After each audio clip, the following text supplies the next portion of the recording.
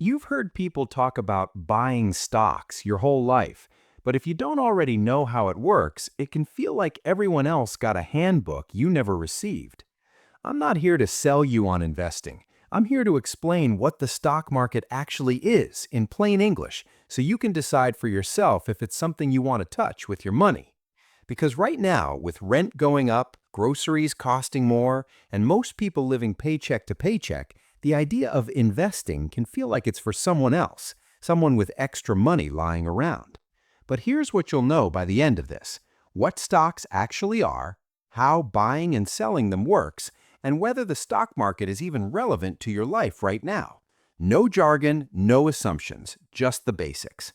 And honestly, with inflation eating into everyone's savings and wages barely keeping up, understanding where your money could go, even if you're not ready to invest yet, matters more than it used to. A stock is a tiny piece of ownership in a company. That's it. When you buy one share of Apple stock, you own a microscopic slice of Apple. You're a part owner. If the company does well, your slice becomes more valuable. If it doesn't, your slice loses value. Companies sell stocks to raise money. Let's say a business needs cash to build a new factory or hire more people. Instead of taking out a loan, they can sell pieces of the company to the public. That's called going public or having an IPO, initial public offering. Once that happens, anyone can buy shares. You can't just walk up to Apple and hand them cash for a share. You need a brokerage account. Think of it like a bank account, but specifically for buying and selling stocks. Apps like Fidelity, Schwab, or Robinhood are brokerages. You transfer money in, and then you can buy shares of companies that are publicly traded. Most brokerages don't charge fees anymore to buy or sell stocks. That's a newer thing. It used to cost money every time you made a trade. The stock market is just the system where people buy and sell stocks. The two big ones in the US are the New York Stock Exchange and the NASDAQ. But as a regular person, you don't interact with those directly. You just use your brokerage app and it handles everything in the background. When people say the market is up or the market is down, they're usually talking about indexes like the S&P 500. That's a collection of 500 big US companies. It's a way to measure how the overall economy is doing, stock-wise. There are two ways stocks make you money. One, the stock price goes up. You buy a share for $50. A year later, it's worth $70. You sell it. You made 20 bucks. That's called a capital gain. Two, some companies pay dividends. That's when they share a portion of their profits with shareholders. If you own shares, you get a small payment every few months. It's usually not a lot, but it adds up if you own a lot of shares or hold them for years. But here's what most people miss. You can also lose money. If you buy that $50 share and it drops to $30, you've lost 20 bucks. And if you panic and sell when it's low, that loss is real. If you hold on to it, there's a chance it goes back up. Or it doesn't. Stock prices move based on what people think the company is worth. If a company reports strong earnings, more people want to buy the stock. Demand goes up, price goes up. If there's bad news, maybe a scandal or weak sales, people sell, price drops. It's also affected by bigger things: interest rates, inflation, a recession, political instability.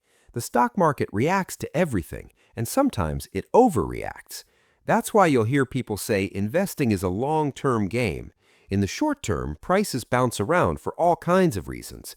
Over years or decades, the market has historically trended upward, but that doesn't mean it always will, and it definitely doesn't mean every individual stock will. Let me clarify something important. The stock market is not a savings account. If you put money in, there's a real chance you'll lose some or all of it, especially in the short term. If you're living paycheck to paycheck, or if you have credit card debt, or if you don't have an emergency fund, the stock market probably isn't where your next dollar should go. A lot of financial advice assumes you have extra money. Most people don't, and that's fine. The stock market will still be there when you're ready. If you do decide to invest, you'll hear people recommend index funds.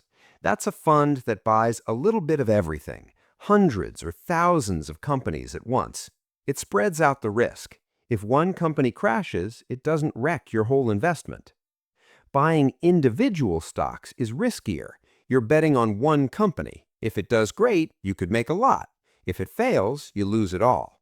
Most beginners are better off with index funds, if they invest at all. The real problem starts when people treat the stock market like a casino or a get-rich-quick scheme. You'll see people on social media talking about stocks that went to the moon or turned $1,000 into $50,000 overnight. That's gambling, not investing. And for every person who got lucky, there are 10 who lost everything and just didn't post about it. So here's the bottom line. The stock market is a system where you can buy tiny pieces of companies, and if those companies do well over time, your investment grows. It's not magic, it's not guaranteed, and it's not the answer to immediate financial stress. If you're trying to cover rent or pay down debt or just get through the month, the stock market isn't going to solve that. But if you're in a spot where you have some extra cash and you're thinking long-term, like years or decades, it's one tool that could help your money grow faster than it would sitting in a regular savings account.